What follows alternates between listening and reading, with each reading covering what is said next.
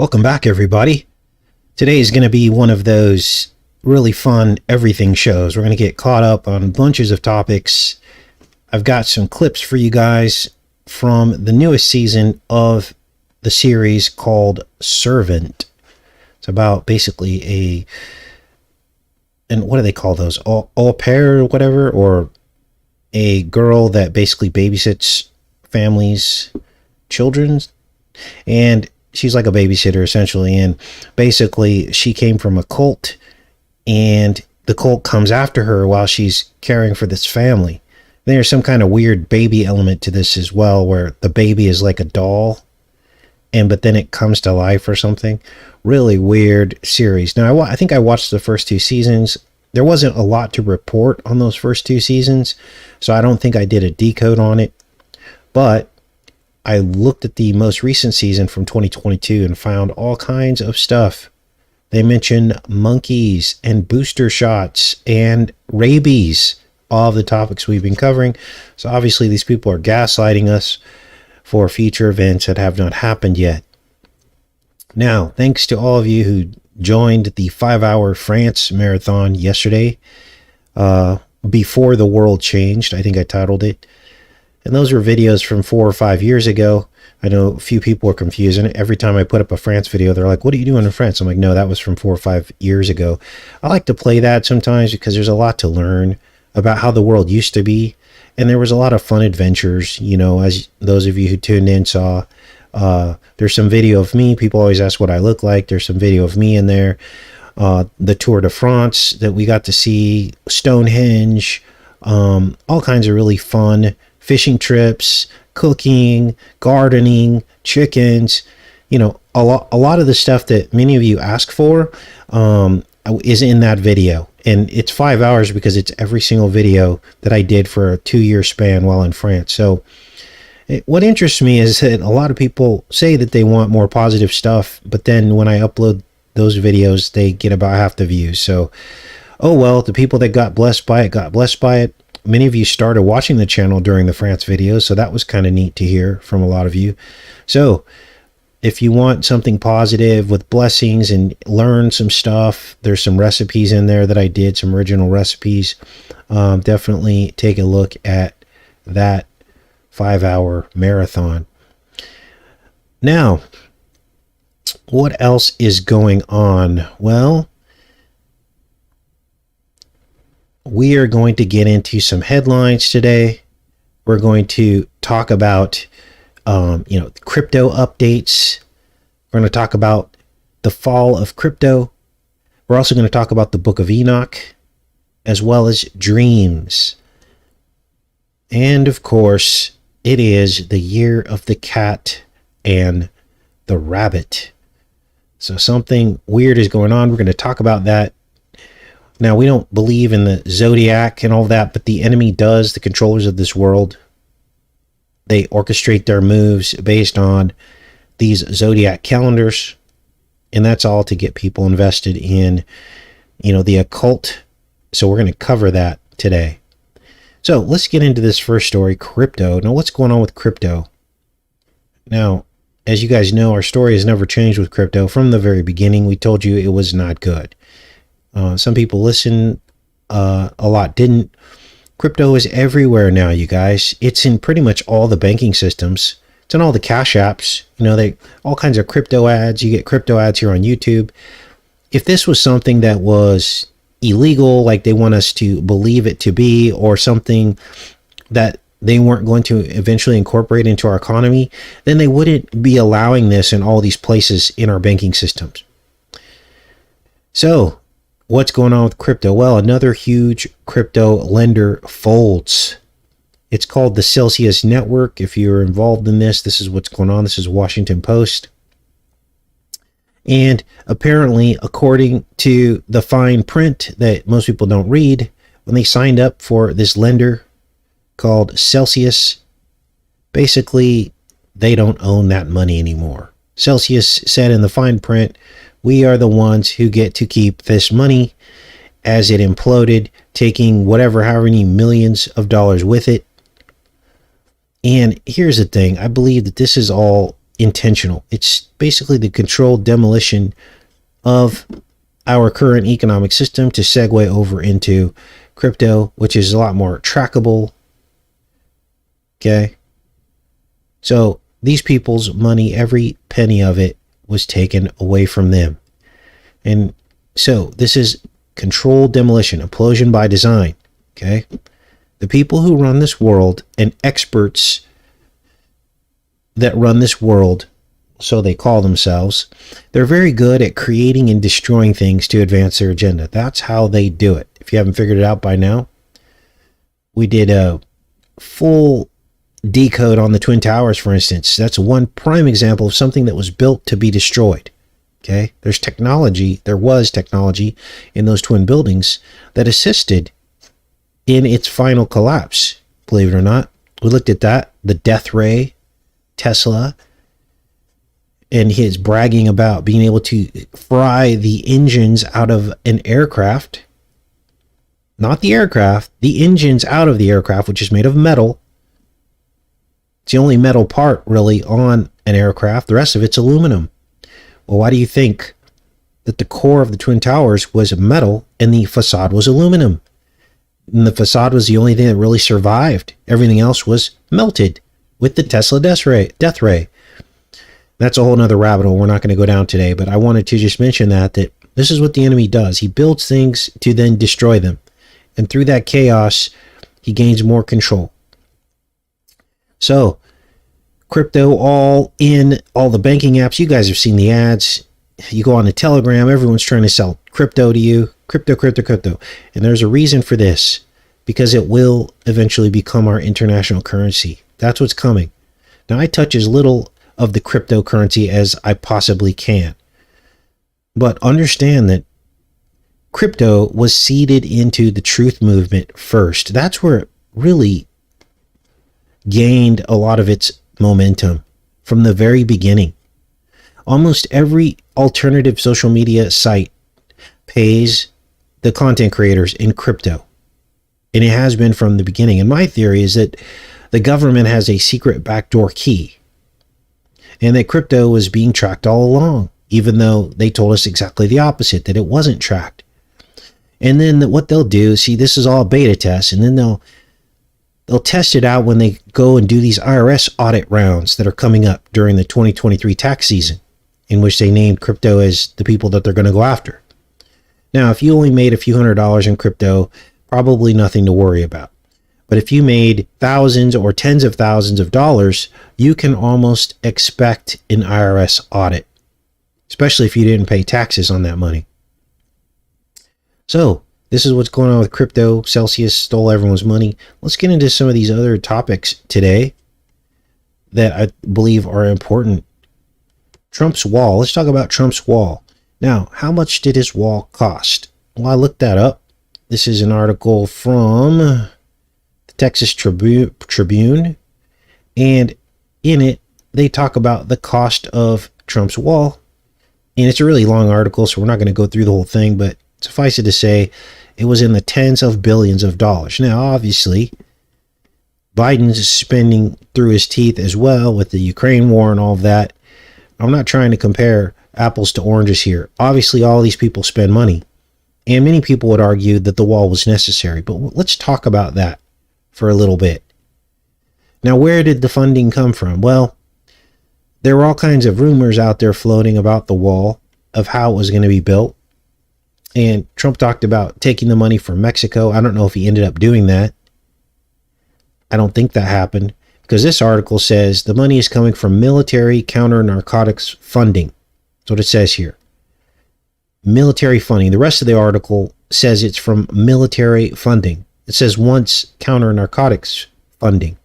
So it's military taxpayer dollars. So here's the big question. Do we need to repair the wall? Now, I do think a wall can be a good thing, but only if the rest of the state and federal policies align with the purpose of the wall, right? If you don't have federal and state policies aligning with the very purpose of the wall, then the wall is useless.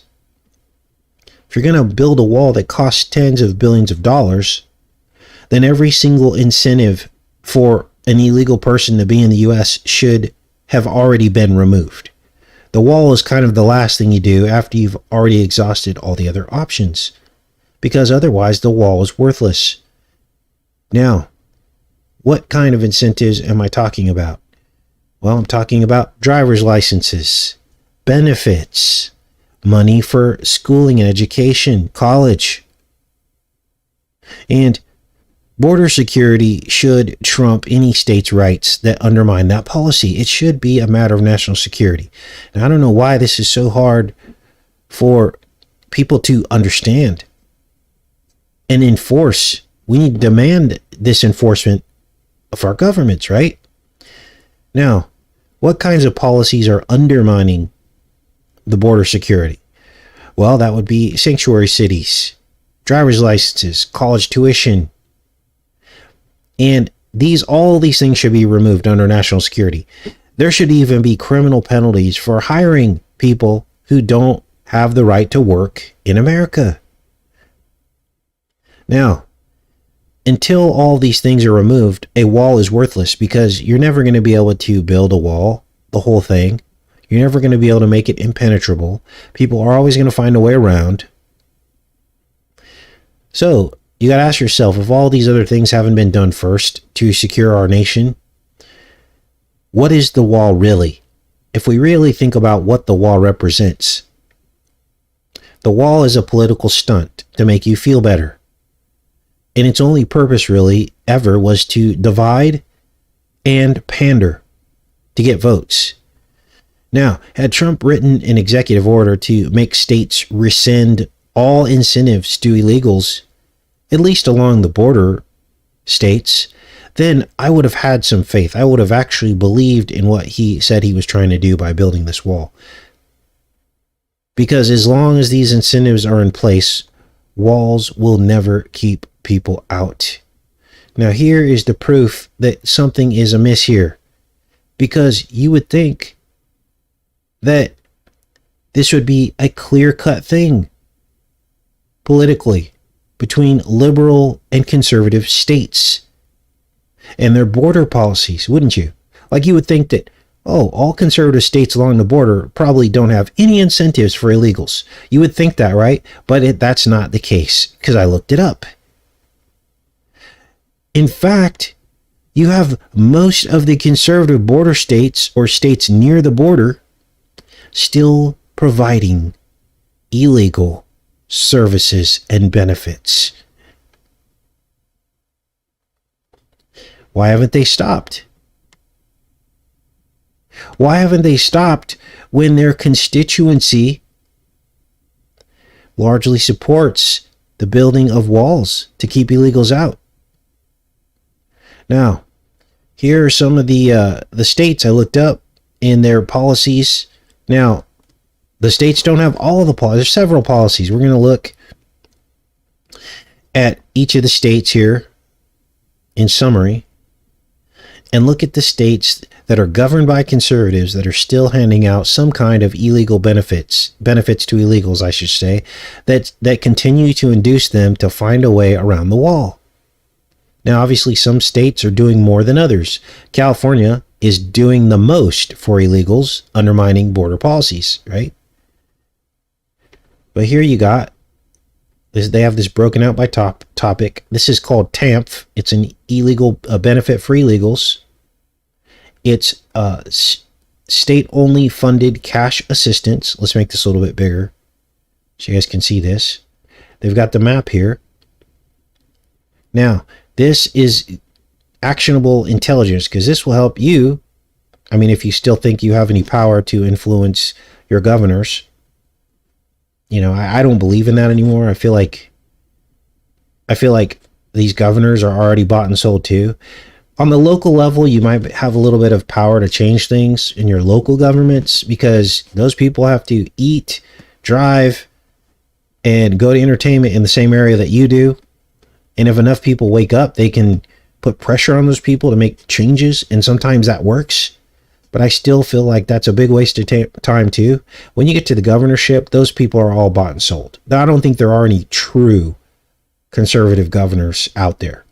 And this is one example that shows you how they're ineffective at actually doing something. Now, not all these border states are conservative. I think some of them have liberal governors. But here we go. So this is TAMF, which is a benefit. And look at this. Arizona, California, New Mexico all still provide that benefit. Texas does not. Medicaid and CHIP. I don't know what CHIP is, but here's the map. Texas is still providing Medicaid and CHIP to illegals. New Mexico, California, of course. To understand that it's not just these states that are on the border, it's the surrounding states too, as illegals trickle out into some of these other places like Oklahoma, Arkansas, and Louisiana. So it's important to look at those states as well when looking at the illegal immigration problem. So the ones in blue are providing both Medicaid and CHIP. So Texas is still providing Medicaid and CHIP to illegals, as well as New Mexico. What else do we have here? What does this map tell us? This map is state-only health coverage to qualified immigrants during a 5-year ban. So New Mexico and California. So there's that. What else? Now I'll put links to all this for those of you who want to know, so that you can talk to your friends and family about this and show them that there is a right-left, that the right-left paradigm is fake. This is one example. Benefits for immigrants vary greatly from state to state. So here's a map here. And this one shows pretty much everything in sum total. The unborn child and CHIPRA option is in solid green. The diagonal line, state took unborn child and or CHIPRA option and created a state-funded program. So you see, even Texas does the unborn child and CHIPRA option. And then you've got New Mexico going and California going above and beyond. But all these southern states are somehow giving benefits that still would induce an illegal person to come across the border. Now, oh, here we go. In blue is state-created, state-only funded program. So Arizona, Nevada, Utah, and Georgia. And the only states that provided no supplementary programs, in other words, put their money where their mouth is, politically, is Kansas, Missouri, Mississippi, Alabama. So, now why are we talking about this? Well, it's not to shame illegal people. It's to show you that, look, we all have countries and economies, or so the controllers tell us. If you have a large group of people migrating into another place because of economic change and a better opportunity, there's a problem with that, because it affects our economy. Who suffers? Well, we suffer a little bit, but who suffers the most? It's the people who are trying to make their way over here. And when we have a muddy national security policy on the border, that hurts them because it causes confusion, constant change. They become taken advantage of by the people who they pay to come across the border. Creates crime. You have drug problems coming over in terms of like trafficking. There's all kinds of problems with not having a secure border. So this isn't about trying to shame a group of people or saying we're better than a group of people. They have a country that they were born in, that they grew up in. We have a country that we were born and grew up in. Now, if there was no economic system the way it is, with all the unfairness and inequity and inequality, for instance, all the homeless people we already have in America, if there wasn't the economic system causing wealth and causing poverty, then borders would not be an issue, would they? But unfortunately, the controllers have created these borders. But yet they use the border to their advantage to make their corporations rich, to get the illegals to work for their corporations. while we get punished. Right? So hopefully that's clear. And hopefully it's clear that they don't really want to end illegal immigration, do they?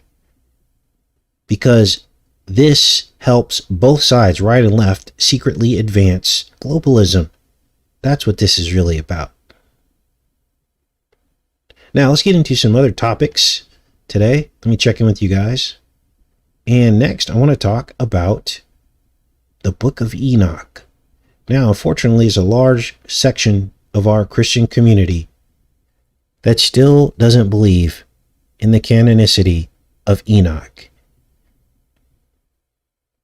A lot of people still don't believe in Enoch. Oh, first I wanted to show you this.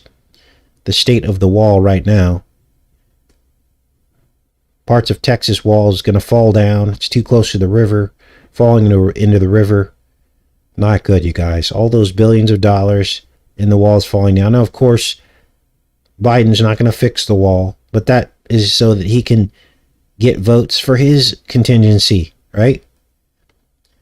All right, let's get into the Book of Enoch and the canonicity of it.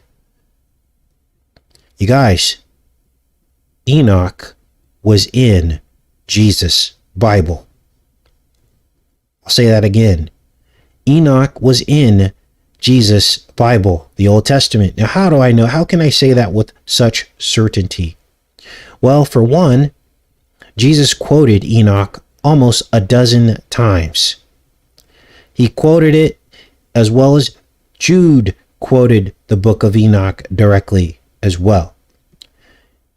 Well, what happened to the Book of Enoch? Well, it was only later removed by much less holy men who thought that they knew what they were doing, but these weren't holy people. These were state-sanctioned people who removed. They weren't disciples, they weren't apostles, they were just men in government who decided to remove the Book of Enoch. Now, this is the Encyclopedia Britannica. And in here, they say, First Enoch was at first accepted in the Christian church, but later excluded from the biblical canon. So it was in there originally. Now, how can we believe this? Well, there's proof of this, and this is why we can believe it. We have the proof of Jesus quoting it. But how would we know which came first, the chicken or the egg? Did Jesus quote Enoch, or did Jesus say the words and then Enoch copied it later in history? Or was Jesus actually quoting a much older book of Enoch? Well, the latter is the case. And we know that because there was a discovery. The Dead Sea Scrolls, dating back to the 1940s. They found a complete set of the Old Testament. The whole thing. Perfectly preserved in these jars. In the Qumran caves. And along with the Old Testament, they found the Book of Enoch, dating back before the time of Christ. So, that's great, right? Well, what's the problem? Well, along with the Old Testament, there were many, many books that actually showed that were from the Apocrypha.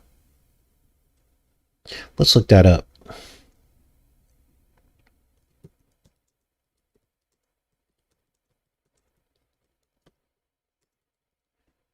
So, here are the Dead Sea Scrolls. I'm going to show this to you. This is very, very important. And as you can see here, it's got all of the caves. Each cave with all of the books in it. There were 12 caves. And then it goes book by book, showing you the discovery, all dating back to the same time. Scroll down here so you guys can see this. And inside here is the Book of Enoch. Now, how can we authenticate this? Here, let's do a page search on Enoch so you guys can see this. There it is right there. Book of Giants, Book of Giants. Now, how can we authenticate this? Well, this very, very old cave, it was obviously not disturbed for centuries, not longer, thousands of years, was actually sealed. I believe it was actually sealed. They had to like remove a rock to get to it. Undisturbed for all these years. And the proof really is that all of these books had predated Jesus on the earth. Now, why didn't the establishment then go back and add the apocryphal texts, all of which are listed in this table here, back into the Bible? Why didn't they do that? Well, that's a good question we're going to talk about in a minute. But here are all of the books of Enoch. Now, some of these books of Enoch are in a private collection. They haven't even been released from the public yet. Someone purchased them. Isn't that interesting? And they don't want those to be seen or read. Now, what other proof do we have to authenticate all of this? Well, the old copies of the Bible, the Old Testament that they found, matched exactly. The newer discoveries that we had already in place. In other words, you can go back to the concordance and it will tell you, which books of the Bible were translated from what discoveries, right? They're called ancient texts. They have different names that they go by, but basically they would find a really old copy of the Bible, and the oldest one is what our modern Bible has been translated from. Well, when they found the Dead Sea Scrolls, that was twice as old as all of the other existing Bibles. I hope I'm explaining this right, because it's kind of hard to explain. They were about twice to 3 times as old as the existing oldest Bibles that we had. But still, all of the type matched. There were no huge changes. There were no missing parts. There was nothing added. It was an exact copy, which authenticated the find. Now think of the odds of that. God did say he would preserve his word, and he actually did. He actually did. Now, here's the problem. Why didn't the biblical scholars, when this discovery was made in the 1940s, why didn't they add some of these missing books back into the canon? Well, by doing that, they would have to admit that they were wrong when they took the books out, right? Right. And that would undermine people's belief in how they put the Bible together with 66 books. And this is why I can say beyond a shadow of a doubt that there weren't supposed to be 66 books in the Bible. There were supposed to be far more books in the Bible because they were all found in the Dead Sea Scrolls. So I'll put a link to this article as well for you guys, and hopefully that helped you understand what's going on. Now, why is the question? Why would they remove Enoch? Well, Enoch exposes the fallen angel power base. The people that rule the world. Enoch exposes their weapons of war that they created and gave to man. He even talks about the shadowing of the eyes, makeup for women. It talks about the knowledge of writing. All of these things were given to man. As well as one of the most important things in the Book of Enoch, that the earth is the center of creation. Not suns, not solar systems, not galaxies. The earth is the center of creation. Now, I'm going to link a video that I did documenting each of the times that Jesus quoted directly from the Book of Enoch. And I'll put links to all this other stuff as well. But here you guys see the truth about it. Now, some people are still going to argue with me about this, and they're going to say, well, how do we know that the Dead Sea Scrolls were old, so old before the time of Christ? Well, look, if you're going to argue about that, then I don't know what to tell you. Okay? I don't know what to tell you. I believe then when they say that they're much older, and this is why they're hiding some of these copies of Enoch. They're in private hands. They won't let anyone see them because they know. So there are parts of the Book of Enoch that have not been released yet that I would like to see personally. And I would like to see the canon updated to include Enoch as well as the other apocryphal texts that were found with the Dead Sea Scrolls. So, what gave these men the right to remove that book that was already accepted as part of the Old Testament? That's the question. So, let's get back into this a little bit, because down here, they even tried to discredit Enoch in this very Encyclopedia Britannica article. Look at this. Its survival, due to the fascination of marginal and heretical Christian groups such as the Messianians, which is syncretic blending of Iranian, Greek, Chaldean, and Egyptian elements. So they're trying to basically make this look like some fantasy text or something. And this is where you got to ask yourself, what came first, the chicken or the egg? Well, we know that the devil copies or duplicates God, right? It says it over and over again in the Bible. He wants to be like the Most High. And why does he do that? Well, it's the easiest way to confuse people and try to discredit God. I'll give you an example. The cross of Tammuz. There are people that actually literally try to use that to discredit Jesus. Where do you think that ancient myth came from? It came from the enemy who sought to discredit the story of Jesus by coming up with his own counterfeit version of what the enemy already knew that Christ would come to do. Now, how did the enemy know what Christ would come to do? How did the enemy know that Christ would come and be crucified, perform miracles, ride in on a donkey? Because it was already prophesied that he would. So the enemy just goes, okay, we know the prophecy. Let's make a counterfeit of it. Let's make a knockoff of it. That'll really confuse people down through history. You guys, everybody knew what the Savior would come to do. It was already written by the prophets. Remember, Jesus kept saying each time he fulfilled a prophecy about himself, he would say it, like riding in on a donkey, even down to his crucifixion.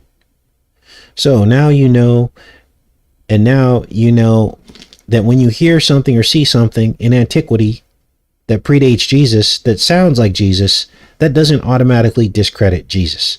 Now, I'm not going to be the one to convince your heart that God is real and Jesus is real. I'm not going to be that guy to do that. That's between you and God. But understand that if you don't want to believe in God, God will allow that strong delusion to take place in your heart. The only thing that I'm doing here today and explaining all this to you is that could be God knocking on your door saying, hey, one last chance. I'm going to have Casey explain it. Why you're seeing duplicates of me and my son throughout history before he showed up. But it's still up to your own heart to believe it or not to believe it. Now, what else do I have for you guys today? Let's talk a little bit more about dreams.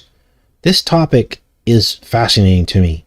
I had a dream last night. I was with a group of people, and the world had devolved into essentially just dire straits. A really bad world, but the elite had this enclave. And for somehow, we were able to obtain a pass into this place undetected. And we entered in through these gates, went through what the best way I could describe it would be like a shopping mall, a really cool shopping mall with high ceilings, almost as if you went into another reality. And there was everything you could imagine, like a fantasy world. Everyone seemed content, but they all had boatloads of money, You could tell, and they were the elite. They had all the control. Then there was another gate, and beyond that was a forest. And you could see the great trees of such and such. Well, this is what our world is slowly becoming. This was a metaphor of the world in the way they want it. They want these gated metropolises, gated communities. You guys, California is already turning into this. And once you're outside those walls, it turns into a living hell. It turns into a living hell. This is what's happening. And the more power that these people get, the more they'll build up their little fantasy cities, and the rest of us just suffer in squalor. We're the ones allowing this to happen because we continue to work for these people and make them rich. That's why you have to pull the plug. Pulling the plug is part of your responsibility in not continuing the con job, right? Now, here's a particular article that one of you guys sent to me from the Book of Job, and this was amazing. Because we had talked about this. I told you guys that I had experienced this before. It's about dreams. Remember I told you God speaks to me in the still small voice, and he reveals things to me just as I'm waking up in the morning, or sometimes a few hours before daylight. And if I don't get up and write them down, I'll oftentimes forget these things. And oftentimes, here's the amazing thing, he tells me what I will find before I find it. Now, I know that might be hard for some of you to believe, but it's absolutely the truth. Literally, he'll put an idea in my head, like a search. He'll say, you're going to find this when you wake up and do a search on it. I'll wake up, I'll do a search on it, and there it is. Now, of course, some of that could happen by accident, but when it happens over and over again, that's pretty amazing. So what does the Book of Job say about dreams? Why do you complain to him that he answers nothing a man asks? For God speaks in one way and in another, yet no one notices. This is synchronicity, isn't it? God speaking to us through synchronicity. Let's keep reading. In a dream, in a vision in the night, when deep sleep falls upon men as they slumber on their beds. So, God does talk to us through dreams and in our slumber. And take special note of that when you're laying in bed, when things pop into your head. God might be talking to you, trying to help you through life. But very few understand that that's what's happening. And this is why we continue to stay in a state of feeling disconnected from God, when actually he is constantly trying to reach out to us. So I thought that could be some encouragement for you guys. For those of you that feel like God has abandoned you, take special note. Say a prayer before you go to bed. God, speak to me in my sleep, or speak to me when I wake up in the morning, and I will be listening. Now, let's get into the main part of the show today. The year of the cat and the rabbit. Now, I don't believe in zodiac predictions, but the controllers absolutely do believe in the zodiac, don't they? I don't believe in astrology, but this is how they run the world. Now, this is the Chinese zodiac, and 2023 is the year of the water rabbit. But in the Vietnamese zodiac, 2023 is the year of the cat. Now, the way this works is, in both of these calendars, is that the year begins on the 22nd of January. As you can see right here, the 22nd of January. And this is the Chinese zodiac, the year of the water rabbit. Now, the water part of this is significant. Let's go back up to the top here, because they talk about this being in the Vietnamese zodiac. A cat takes the place of the rabbit. Okay, so what we're talking about today is the cat and rabbit zodiacs of the Chinese and Vietnamese calendars. Now, when was the last time we had a water rabbit year? Let's take a look at the chart here. This is crazy. The last time we had a water rabbit was the year that JFK was assassinated, 1963. What does the water mean of the water rabbit? A low point of matter. The matter dying or hiding stage. The water means death. Now, if we track back this cat-rabbit year of the Chinese and Vietnamese zodiacs, a strange thing happens. They also appear in 1939. Remember the World's Fair of 1939? That bizarre Queens Corona Park World's Fair, the one that Trump's family made a billboard for? The World's Fair that signaled the Apollyon pandemic before it happened, that we did all those studies on? Well, now we know how these people operate. Now, rabbits can also represent replication, replicating out of control, kind of like a virus. So I look back in history, I was like, okay, there's got to be some clues about this, right? There's got to be some clues in 1939. Rabbits or cats, has to be a clue, right? And so I looked. 1939, the year of the cat and the rabbit, a particular film came out called The Cat and the Canary.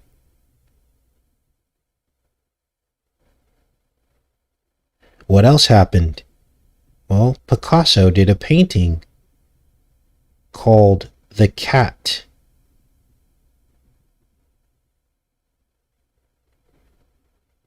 And eating a bird or catching a bird. This was in 1939. Now, what induced him to do this? Well, right now we're just observing, right? Here's the 1939 Cat and the Canary movie. The movie starred Bob Hope. There's the black, it was about a black cat, essentially. And a man who dresses up as a cat. Here's some movie cover posters of this. The Cat and the Canary. There you see Bob Hope. And this man dresses up as a cat and goes around killing people. Now, these are observations, but here's what got me about 1939. There was actually a cat named Hitler. And he was the star of the 1939 World's Fair. Here's Hitler right here, and you can see why they probably called him Hitler. Look at his little face. He's got the Hitler mustache. But look at this. They stuck Hitler on top of this boy's holding Hitler above an alligator. And Hitler's trying to get the alligator in this picture here from 1939. Look how creepy this is. Now, what's the significance of this? Well, we know that the word Hydra in the Bible, the tannin monster, here it is right here, is also the Hebrew name for a crocodile. So essentially, crocodile is a tannin monster, or the dragon. Serpentine. Now, it also can represent a whale, and all these other things. There's different translations of this word tannin. Biff tannin. So essentially what you're looking at here in this picture is a tannin. Biff Tannen and Hitler the cat. Weird matrix we live in, right, you guys? Now, were there any rabbits in 1939? Well, I found this. Something weird happened with rabbits in 1939 in Washington and Oregon. Apparently, the population of rabbits decreased significantly in 1939 in Washington and Oregon. So now you're starting to see the thread here. 1939, the Trump sign, the polio pandemic, 1963, JFK assassination, and now 2023, the year of the cat and the rabbit. So what's apparent to me is that these controllers do follow these zodiac years. And so what do we have in store? Well, I guess we have to wait and see. But this is a snapshot from iPetGoat 2, the 2012 animated film that was about 7 minutes long. And look at the angry rabbit in the background above the girl's head. Now, the makers of iPetGoat 2 say that this is really about the rabbit hole, is what the way they describe it on their website. But why is he scowling? Why is the rabbit angry? And iPetGoat 2 came out almost, well, it'll be the 11th year this year. 11 years ago.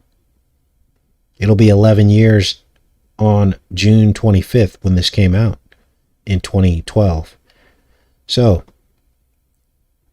now I'm going to leave you guys with a few scenes from the series Servant. And I just started watching the most recent season. And this is about a nanny who is gaslighted by a cult. They try to draw her back in. She escapes the cult. She goes to work for this family as a nanny. And they try to draw her back in by infiltrating the family's home through gaslighting. So they show up as friends of the family. They show up as guests in disguise. They find whatever way they can to infiltrate this home to gaslight this girl. And the family doesn't really believe her. They think it's all in her head and she's crazy. And she's like, you don't understand. These people are coming after us. So here's what you're going to hear next. You're going to hear rabies. You're going to hear booster shots. You're going to see monkeys. These are all elements that we've covered pertaining to the poker. Listen. You're not going to believe this, but Julian was attacked by a flock of rabid seagulls. I mean, they thought he was a crab cake. We all need to be humbled every once in a while. Don't tell him I said that. Okay, see you soon. Ciao. We're headed home soon. I don't blame them, but they did cut up his face, poor thing. But he'll be fine after a couple of booster shots or something. I don't know. We all need to be humbled every once in a while. A flock of rabid seagulls. But he'll be fine after a couple of booster shots or something. There is the monkey aligned with canes of an umbrella on a sunny day, lined up with the monkey.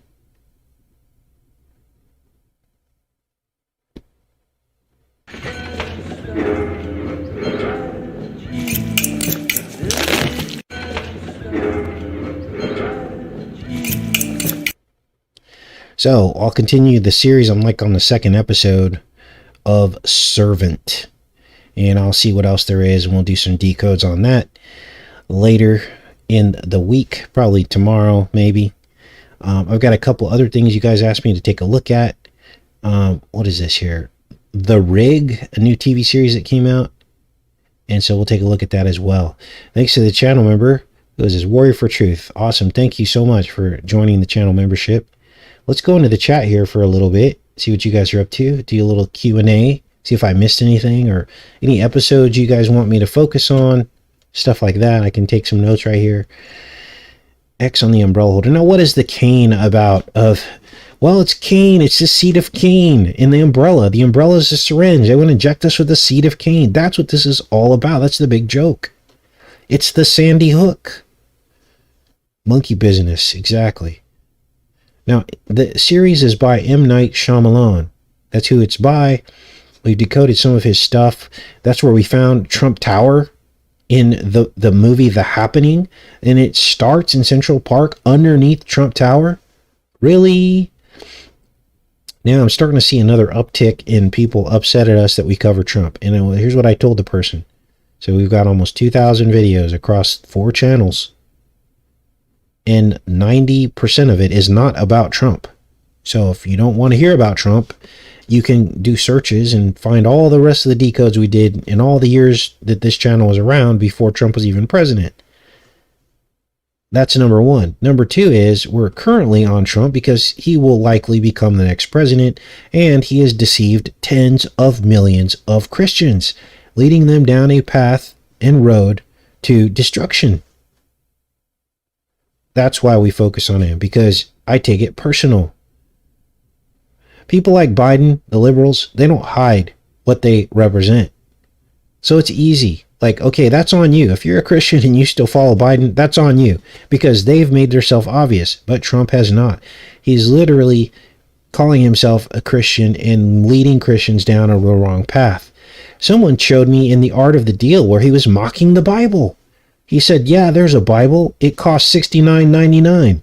You can look that up yourself. Now, never in my life as a believer have I ever mocked God like that, especially in a book or some kind of public platform like that. You oftentimes don't come back from that. And if you do, you have to repent. You have to say you were wrong about that. You don't just let that stand. You say you're sorry about it. That I've been renewed in the Spirit. You don't say that you've never sinned or never done anything wrong and therefore you don't need repentance. So look that up. The Art of the Deal. I believe in Bibles. They cost $69.99, which has 666 in it upside down, right? So that's why we cover Trump sometimes on this channel. It's not an obsession. It's we're being guided by the Most High to basically expose the people that are leading, that are coming in Jesus' name and deceiving Christians, because they need to hear this stuff. They need to hear it. So what else do we have in here? Yes, nature, nurture.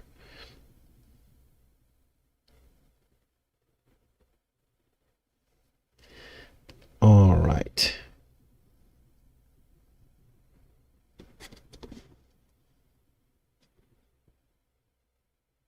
I'm just reading your guys' chat comments here.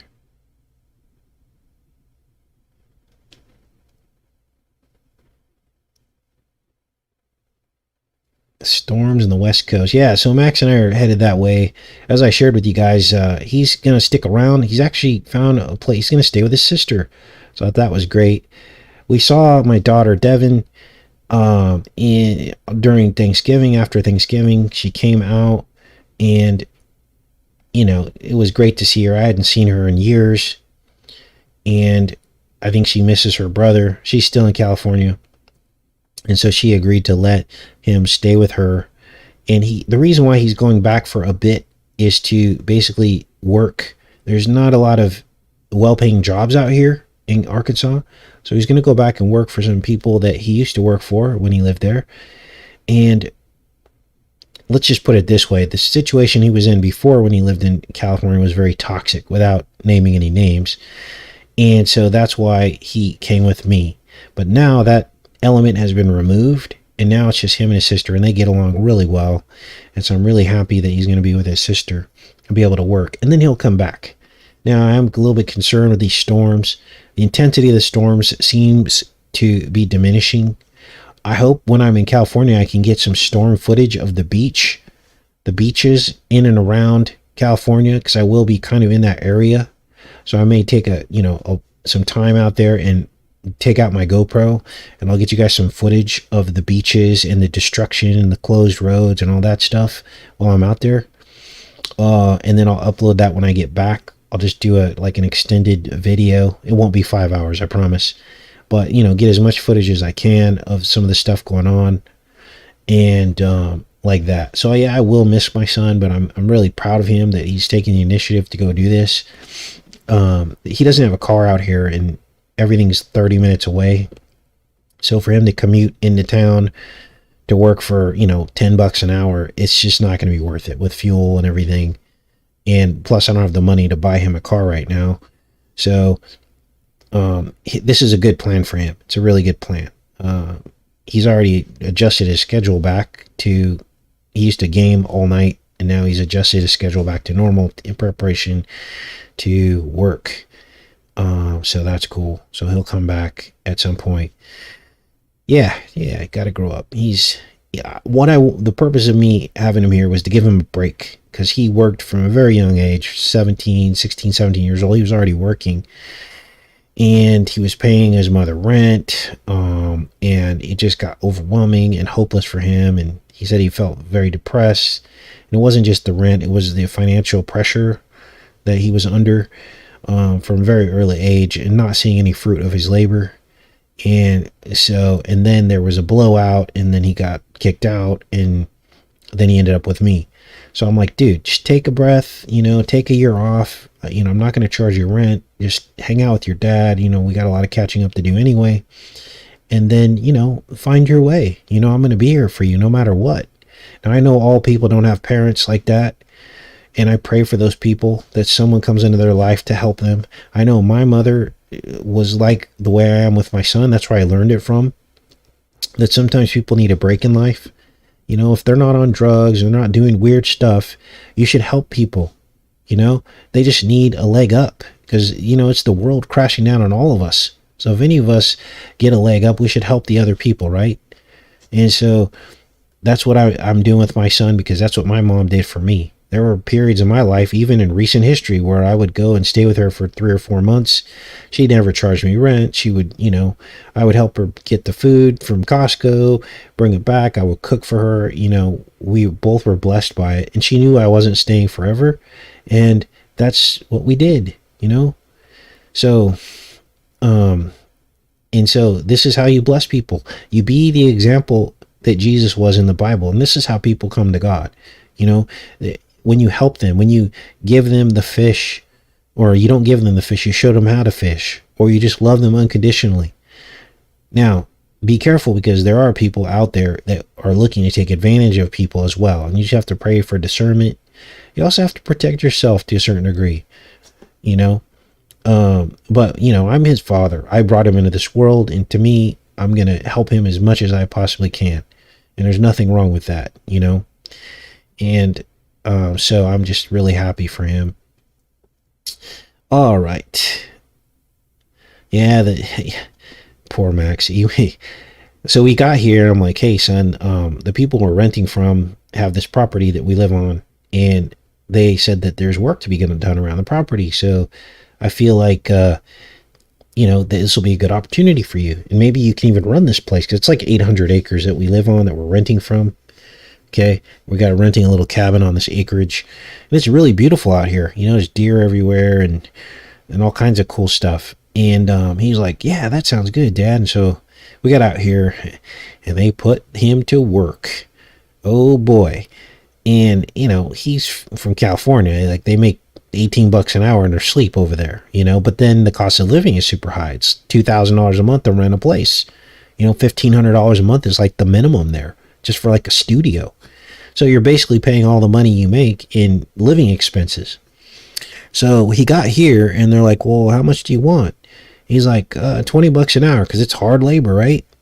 Like sawing down trees, stacking logs, like real work.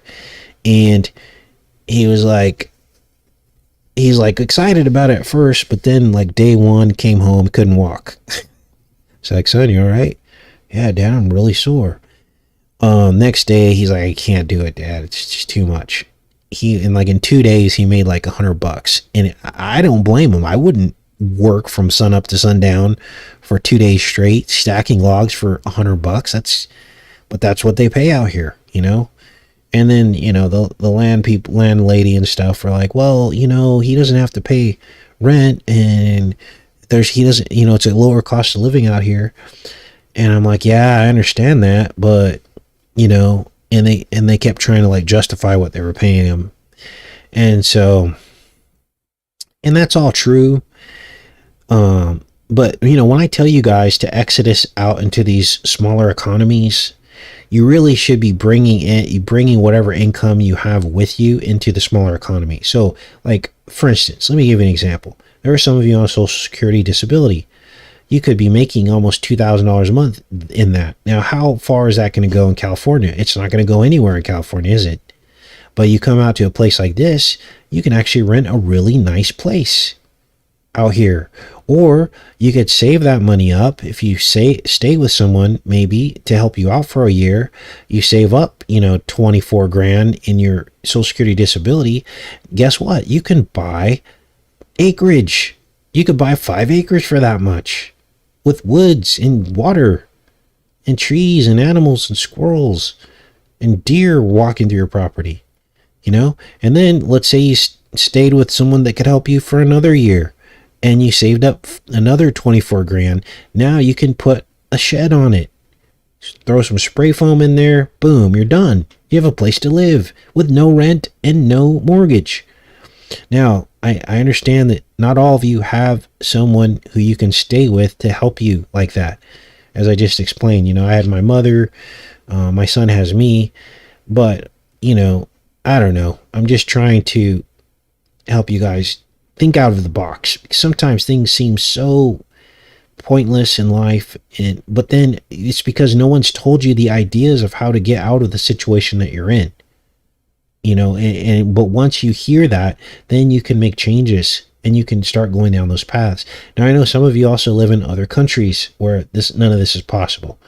And I pray for you as well, because it's very difficult to get through life when things are like that. I was just talking to someone came onto the France video that we did yesterday and said that they lived in France and they really appreciated the France video that we did of their country. But then they went on to explain the energy costs have gone up hundreds of % over what they were. And this is all, of course, because of the war, right? And Ukraine are trying to stick it to Russia. And so, you know, they were basically explaining to us, wow, you know, energy used to be cheap. I guess there's a bunch of nuclear power plants in France and electricity was cheap. And I remember that. I remember living there and the electric bill was pretty cheap. And now all that's out the window. They're getting rid of natural gas. They're trying to push everyone onto the electric grid. And then they set the price of the electric grid, right? They set the price. And that's exactly what they're doing. And that's all happening over there. And it's the test run, because this is what they're going to do to us eventually. And this is what they've are already doing with this Inflation Reduction Act. But, you know, everyone's electric bills have already gone up 20%. It's unbelievable. So, how do you get around all this? You slowly pull the plug out of the wall. You slowly back the car out of the garage, as I like to say. You get out of the beast somehow, some way. Mortgages are no longer sustainable. Car payments, huge car payments, are no longer sustainable. Newer vehicles are no longer sustainable in this new economy. Your job that you think you have that's secure is no longer sustainable. Best thing you can do is save some money. Not a lot of money, but money that we blow, right? I mean, what do? We go out to eat, don't we? I don't personally very often, but people go out, they don't think twice about dropping $150 on a meal. So you start not doing some of those things. You start not going on trips and dumping $2,000 at Disneyland to take the family. And you start thinking about the future, preparing for the hard times, so that people can't just tell you what to do and make you do what they want to do based on Oh, we'll threaten you with your paycheck, or we'll threaten you with higher rent, or we'll threaten you with higher electric bills. Well, you're insulated from that because you've prepared, right? We're entering a new era, you guys, and things are going to get really weird. They're going to get very expensive. It's going to get a little bit dangerous too. Neighborhoods are going to become more dangerous. There's going to be more violence, more zombie-like behavior from people as we enter into these next few years. So, all right. Awesome. I love you guys, and I guess we'll see you guys tomorrow. I'm going to go ahead and get prepared for tomorrow. I'm going to keep watching this series called Servant. It's kind of a weird series. I don't know if I would recommend it. It's got a really creepy vibe to it, and it's mostly just a bunch of jump scares and stuff like that. I don't know, but I'm going to trudge through it because there's programming in it, and I'll put together what you guys probably need to see. I get a creepy vibe, like a dirty vibe from that series. It's just really dirty and weird. Now at some point, I'm probably going to do some kind of reveal on the project that I've been working on. I'm not rich. I don't have a bunch of money, but little by little, all the stuff that I'm telling you and recommending to you, I've already started that process, and I'm well into it. So at some point, I'll do a reveal for you guys. And again, this was only possible through the help of my mother for periods of time where I've stayed with her, and also sacrifice, living a lesser lifestyle to apply, excuse me, that money to a goal for the future. So at some point, I might share some of that and do a reveal for you guys, and maybe shift part of the channel to that and show you guys the projects that I've been working on, homesteading and stuff like that. Anyway, I love each and every one of you guys. Have a great rest of your day.